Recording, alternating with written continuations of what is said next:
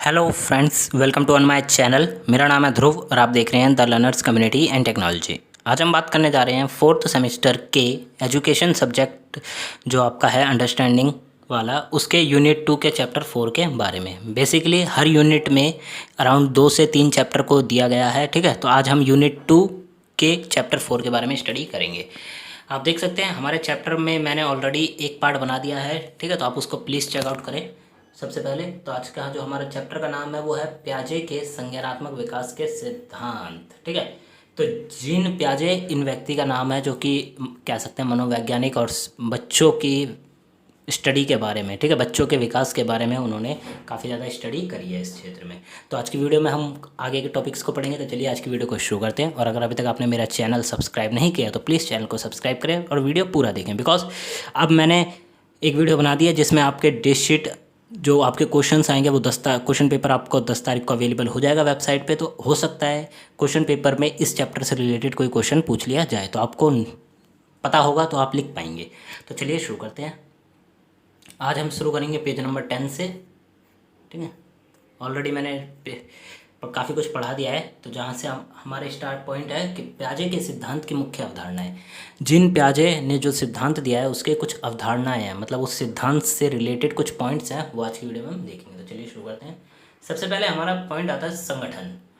संगठन एक ऐसी प्रक्रिया है जिसमें बच्चा बिना पर्यावरण से जुड़े कुछ कार्यों आंतरिक रूप से कर पाता है, ठीक है। तो मैं उदाहरण सहित आपको समझाने की कोशिश करूँगा कि एक बच्चा जब पैदा होता है, ठीक है, तो पैदा होते ही वो पर्यावरण से जुड़े बिना, क्योंकि उसे आप पता नहीं होता कि आसपास हमारे क्या है, तो वो पर्यावरण से जुड़े बिना भी कुछ कार्य कर पाता है, ठीक है। जब तक वो एक मैच्योरिटी पे नहीं आ जाता, जब उसे ये नहीं पता चल जाता कि अच्छा क्या है गलत क्या है, वो समझने लग जाता है, तब तक वो बच्चा काफ़ी चीज़ों से अनजान रहता है, ठीक है। तो उस समय बच्चा कई कार्य कर पाता है। उस कार्य या फिर उस प्रक्रिया को हम कहते हैं संगठन। यह एक ऐसी प्रणाली है जिसमें बच्चा स्वयं संसार को समझने और वातावरण के साथ कार्य करने में सक्षम होता है, ठीक है। तो इसमें क्या बताएगा कि बच्चा इस वाली प्रणाली में बच्चा स्वयं ही सक्षम होता है संसार को समझने और वातावरण को समझने में और कार्यों को करने में सक्षम होता है। अर्थात कि एक बच्चा जब अपना जीवन शुरू करता है, बच्चा जब 2 से 3 साल का होता है तो बच्चा कई कार्य करने लग जाता है, जैसे कि हल्का फुल्का उठ उठ के चलना, किसी चीज़ को पकड़ना, या फिर दूध पीते समय चूसना, ये सारे काम वो खुद ब खुद ही सीखता है। ऐसा नहीं है कि कोई उसे सिखाता है ये कार्य। उसके बाद दूसरा उदाहरण के लिए, शिशु एक समय पर या तो एक वस्तु को देखता है या अपने हाथों से संपर्क आने पर उसे पकड़ लेता है, ठीक है। तो उदाहरण के लिए अगर हम बात करें तो एक बच्चा एक समय पर केवल एक ही कार्य कर सकता है, या तो वो एक चीज़ को देख सकता है, ठीक है, देखता है, या फिर उससे संपर्क आने पे क्या कर सकता है, पकड़ लेता है। तो एक ही कार्य वो कर सकता है, परंतु एक समय पर बच्चा दोनों कार्य नहीं कर सकता। समय के साथ साथ बच्चा दोनों कार्य करने में सक्षम हो जाता है। जैसे जैसे बच्चा बड़ा होता है वह इन दोनों व्यवहारगत संरचनाओं को संगठित करने का एक सामान्यवित संज्ञानात्मक संरचना में परिवर्तन करने में सक्षम हो जाता है, ठीक है। तो इतना बड़ा पैराग्राफ का जो हम कह सकते हैं मेन पॉइंट है कि बच्चा समय के साथ साथ बड़ा होता है और वो चीज़ें सीखता जाता है, उसको अनुभव होता चला जाता है, उसको पता चल जाता है कि किस तरह बोतल को पकड़ना है। शुरुआत में वो बोतल को हाथ मार के गिरा देगा, फिर कोशिश करेगा उसे पकड़ने की, फिर आखिर में वो एक आएगी उसकी उम्र पे कि वो उस चीज़ को पकड़ लेगा, ठीक है, वो समझने लग जाएगा कि ये चीज़ें क्या है। उसके बाद आता है जीन प्याजे द्वारा इन संरचना को स्कीमा, ठीक है, यहाँ पे स्कीमा लिखा गया है पर यहाँ पे हम कह सकते हैं इसका ये है स्कीमा, ठीक है,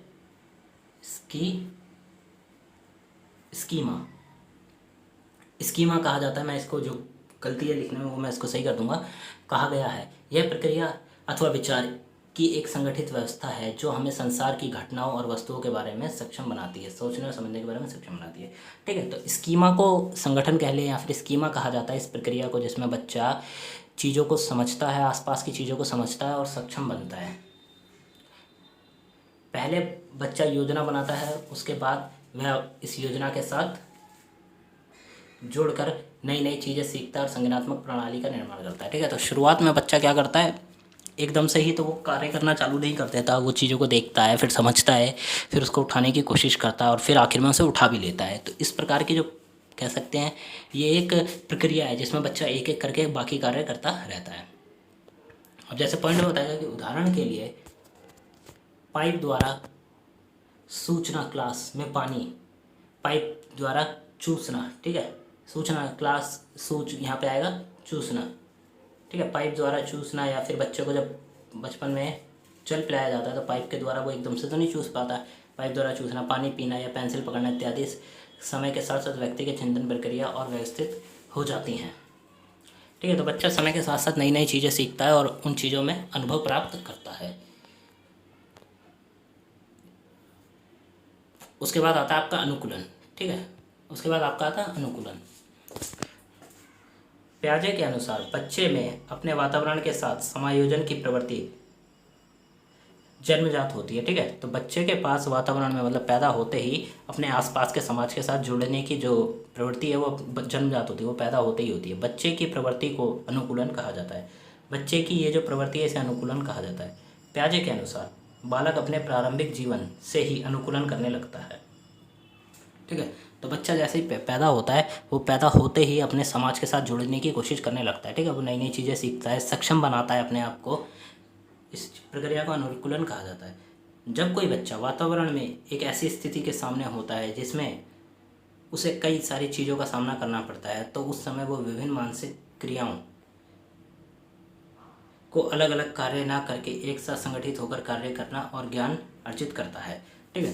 तो उदाहरण के लिए बताया गया है कि बच्चा जब होता है तो उसको पता होता है कि काफ़ी सारी चीज़ें हो रही हैं उसके साथ, ठीक है। अब वो एक ऐसी स्थिति में पहुंच गया जहाँ पे बच्चे को एक साथ काफ़ी सारी चीज़ें फेस करनी है, ठीक है। तो वो क्या करेगा, अपना सेंसिंग जो उसकी जो सेंसिंग पावर है वो हर तरफ देने की बजाय अपनी सेंसिंग पावर को एक संगठित करेगा और एक कार्य पे ध्यान देगा, ठीक है, और एक एक करके उन्हें पूरा करेगा। वातावरण के साथ मनुष्य का जो संबंध होता है उस संबंध को संगठन के आंतरिक रूप से प्रभावित करता है, ठीक है। वातावरण के साथ मतलब हमारा आसपास का जो वातावरण है, मनुष्य का संबंध उसके साथ जो भी है उस संबंध को संगठन आंतरिक रूप से प्रभावित करता है। मतलब संगठन आंतरिक रूप से प्रभावित करता है और अनुकूलन बाहरी रूप से, ठीक है। संगठन को देखें तो हम देख सकते हैं वो मानसिक रूप से प्रभावित हुआ है, पर अनुकूलन में हम देख सकते हैं कि वो शारीरिक रूप से प्रभावित हुआ है। और उसके बाद क्या माना गया, इस प्रक्रिया को महत्वपूर्ण भी माना गया। अनुकूलन की प्रक्रिया आजीवन निरंतर चलती रहती है। अनुकूलन की जो प्रक्रिया है वो आजीवन चलती रहेगी, वो कभी रुकती नहीं है, ठीक है। बच्चा एक के बाद एक नई चीज़ें सीखता है और पुरानी चीज़ों के अनुभव के आधार पर नई चीज़ों को और ज़्यादा समझने की कोशिश करता है। अनुकूलन के अंतर्गत 3 आधारभूत प्रक्रियाओं को बांटा गया। अनुकूलन को 3 प्रक्रिया में बांटा गया है, आत्मसत्करण, समायोजन और समव्यवस्था, ठीक है। अब आत्मसत्करण की बात करें तो इस प्रक्रिया, यह एक ऐसी प्रक्रिया है जिसमें बालक किसी समय का समाधान करने के लिए, किसी समस्या का समाधान करने के लिए पहले सीखी गई योजना या मानसिक प्रक्रिया का सहारा लेता है, ठीक है। तो आत्मसत्करण एक ऐसी प्रक्रिया है जिसके अंतर्गत बच्चा किसी समस्या का समाधान करता है, ठीक है। समाधान करने के लिए क्या करेगा, पुरानी सीखी गई चीज़ों को प्रयोग करेगा और उनसे जुड़ेगा। जैसे कि उदाहरण के लिए यहाँ पे बताया गया उदाहरण मैं आपको दिखा दूँ। उदाहरण के लिए जब पहली बार बच्चा कुत्ता देखता है तो उसके 4 पैर देखता है और वो अपने पूर्व अनुभव के आधार पर उसे बिल्ली संबोधित करता है, ठीक है। तो सपोज़ करिए एक बच्चा है जो पैदा हुआ, उसने थोड़े दिनों बाद जब वो समझने लग गया तो उसने एक बिल्ली देखी, ठीक है। अब बिल्ली देखी उसने, अब उसके कुछ समय बाद उसने एक कुत्ता देखा। तो बच्चा जब देखेगा तो उसने बिल्ली में क्या देखा, उसको देखा कि उसकी एक पूँछ होती है, उसके 4 पैर होते हैं, ठीक है। वही चीज़ें उसको कुत्ते में भी देखने को मिलेंगी कि कुत्ते के 4 पैर हैं और उसकी एक पूँछ है, पर बच्चा उसको बिल्ली समझेगा शुरुआत में, पर कुछ समय बाद वो उसमें सक्षम बन जाएगा कि ये बिल्ली है और क्या कुत्ता है, ठीक है। इन दोनों में एक प्रकार से कह सकते हैं विभेद करने में सक्षम हो जाएगा, क्योंकि वह कुत्ते के लिए बिल्ली से जुड़े स्कीमा का प्रयोग करता है, अर्थात स्कीमा, ठीक है, स्कीमा का प्रयोग करता है, अर्थात वह पशुओं की पहचान के लिए मौजूद स्कीमा के साथ नए अनुभवों को सम्मिलित करने का प्रयत्न करता है, ठीक है। तो शुरुआत में तो बच्चा ये सोचेगा कि ये बिल्ली है, ठीक है, पर कुछ समय बाद बच्चे को पता चलेगा कि ये बिल्ली नहीं, ये कुत्ता है। क्यों? क्योंकि बिल्ली एक प्रकार से कह सकते हैं कि बिल्ली की आवाज़ भी अलग होती है, कुत्ते की आवाज़ अलग होती है, ठीक है, उसका दिखने का भी फेस अलग होता है। तो कुछ समय बाद बच्चा इन चीज़ों को समझने लग जाता है। बाल्यावस्था से ही बालक निरंतर संसार के प्रति अपने पहले से स्थापित ज्ञान में नई जानकारियाँ और अनुभव को एकत्रित करता है, ठीक है। तो जब पैदा होता है उसके बाद से मतलब पैदा होते ही बच्चा अपने आसपास की चीज़ों को देखता है और समझने की कोशिश करता है। उसके बाद जब वो नई नई चीज़ें देखता है तो अपने पूर्व ज्ञान के आधार पर उसे एकत्रित करता रहेगा। ऐसा नहीं है कि बच्चे ने कुत्ता देखा तो वो बिल्ली को भूल जाएगा, वो बिल्ली को भी ध्यान रखेगा और कुत्ते को भी ध्यान रखेगा। समाप्त नहीं होता बल्कि आजीवन चलती रहती है। ठीक है, तो ये एक ऐसी प्रक्रिया है जो समाप्त नहीं होती परंतु आजीवन चलती रहती है। अब अनुकूलन के अंदर समायोजन भी आता है। समायोजन एक ऐसी प्रक्रिया है जो पूर्व में सीखी गई योजना या मानसिक प्रक्रिया से काम ना चलने पर समायोजन के लिए की जाती है। ठीक है, तो ये एक ऐसी प्रक्रिया है जिसके अंतर्गत अगर हम बात करें कि आप ऐसी समस्या में पहुंच गए हैं जहाँ पे आपने जो पुराना चीज़ें सीखी हैं वो भी आपके किसी काम की नहीं है, तो यहाँ पे वो क्या करेगा, समायोजन का प्रयोग करेगा। प्याजे कहते हैं कि बालक आत्मसत्करण और समायोजन की प्रक्रिया के बीच संतुलन कायम करता है जिससे वह वातावरण के साथ समायोजन कर सके। ठीक है, तो एक बच्चा आत्मसत्करण एक ऐसे जो कि मैंने आपको बताया जिसमें कि बच्चा पुरानी चीज़ों के सीखने के आधार पर नई चीज़ों को सीखता है, और वहीं पे समायोजन एक ऐसी प्रक्रिया है जिसमें बच्चा नई और पुरानी कह सकते हैं कि उन चीज़ों की समझ नहीं कर पाता। ठीक है, तो वहाँ पे क्या करेगा, वह एक ऐसा वातावरण के साथ सामंजस्य करता है। उदाहरण के लिए आप उदाहरण से समझ पाएंगे कि जब बालक एक को टॉफ़ी के स्थान पर रसगुल्ला देते हैं तो बालक यह जानता है कि टॉफ़ी मीठी होती है। ठीक है, अपने मानसिक संरचना में परिवर्तन लाता है और इससे नई बात जुड़ती है कि टॉफ़ी और रसगुल्ले दोनों ही अलग खाद्य पदार्थ हैं जबकि दोनों का टेस्ट क्या है, मीठा है। तो उदाहरण के लिए उतना बड़ा उदाहरण दिया गया है, सिंपली उदाहरण का यही है कि एक बच्चे को एक रसगुल्ला दिया जाता है और या कह सकते हैं पहले टॉफ़ी और फिर रसगुल्ला दिया जाता है। अब बच्चे को ये पता है कि टॉफ़ी भी खाने में मीठी है और रसगुल्ला भी, पर तो कुछ समय बाद बच्चों को ये समझ में आ जाएगा कि रसगुल्ला अलग खाद्य पदार्थ है और टॉफ़ी अलग खाद्य पदार्थ है, दोनों में काफ़ी अंतर है। ठीक है, उसके बाद साम्यावस्था। साम्यावस्था आत्मसत्करण और समायोजन के बीच संतुलन को दर्शाता है। साम्यावस्था वह कारक है जो निरंतर अंतःक्रिया और निरंतर परिवर्तन के दौरान स्थिरता बनाए रखता है। ठीक है, तो साम्यावस्था एक ऐसी प्रक्रिया है जो आत्मसत्करण, ठीक है, आत्मसत्करण और समायोजन के बीच में रुका हुआ एक प्रकार से कह सकते हैं मिडल पॉइंट है जो कि दोनों तरफ से कार्य करता है। ठीक है, और जुड़ा रहता है। फिर आता है संज्ञानात्मक विकास का सिद्धांत। ये सबसे ज़्यादा इम्पोर्टेंट है। ठीक है, मोस्ट इम्पॉर्टेंट है, मैं इसीलिए 2 स्टार बना रहा हूँ कि मोस्ट इम्पॉर्टेंट पॉइंट है ये वाला। इससे रिलेटेड असाइनमेंट में अगर आपसे कुछ पूछा जाता है तो हो सकता है आपको ये वाला पॉइंट काफ़ी ज़्यादा मेन आए। जीन प्याजे ने इस सिद्धांत में बच्चों पर बहुत बारीकी से अध्ययन किया और पाया कि बालकों का बुद्धि का विकास किस प्रकार होता है। ठीक है, तो जीन प्याजे ने बच्चों के विकास पर अपना सिद्धांत प्रस्तुत किया, संज्ञानात्मक विकास का सिद्धांत, और इस सिद्धांत के लिए उन्होंने कई सारी स्टडीज़ करी।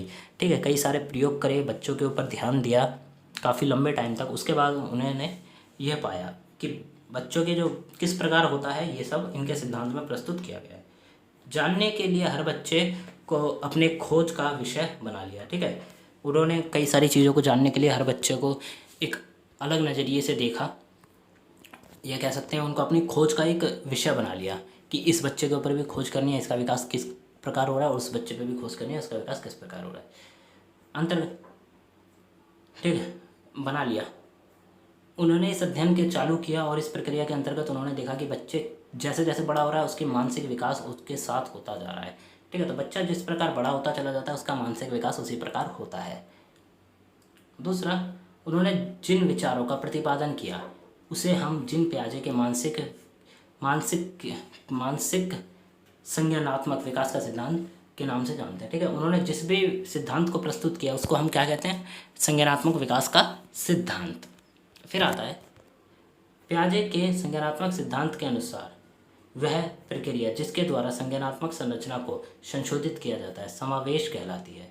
ठीक है, समावेश समावेश क्या है, इस प्रकार से आपसे क्वेश्चन पूछा जा सकता है। तो आप इतना लिख सकते हैं कि प्याजे ने संज्ञानात्मक सिद्धांत के अनुसार वह प्रक्रिया जिसके द्वारा संज्ञानात्मक संरचना का संशोधन किया जाता है उसे समावेशन कहलाता है। उसके बाद आता है प्याजे ने अपने इस सिद्धांत में यह बात सामने रखी कि बच्चों में बुद्धि का विकास उनके जन्म से जुड़ा रहता है।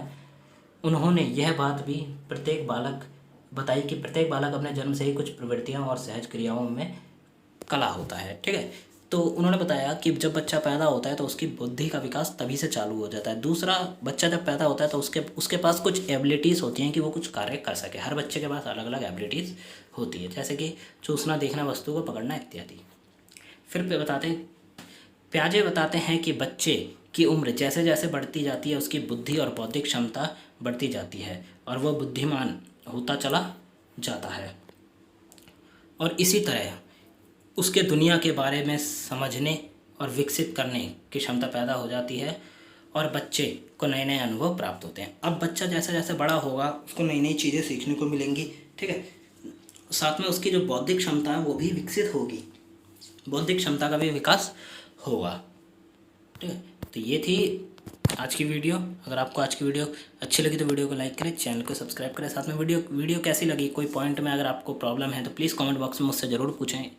और इसके नोट्स अभी रेडी नहीं है, जैसे ही नोट्स कंप्लीट होंगे मैं टेलीग्राम के चैनल पर डाल दूंगा, तो प्लीज़ आप वहाँ से जाके हमारे टेलीग्राम को चैनल को ज्वाइन करें। लिंक डिस्क्रिप्शन बॉक्स में दी गई है, आपको सारे नोट्स वहाँ पे प्रोवाइड किए जाएंगे। और इस वीडियो को लाइक करें, चैनल को सब्सक्राइब करें, वीडियो को जितना हो सके उतना शेयर करें। मिलते हैं अगली वीडियो में। Thanks for visiting on my channel guys.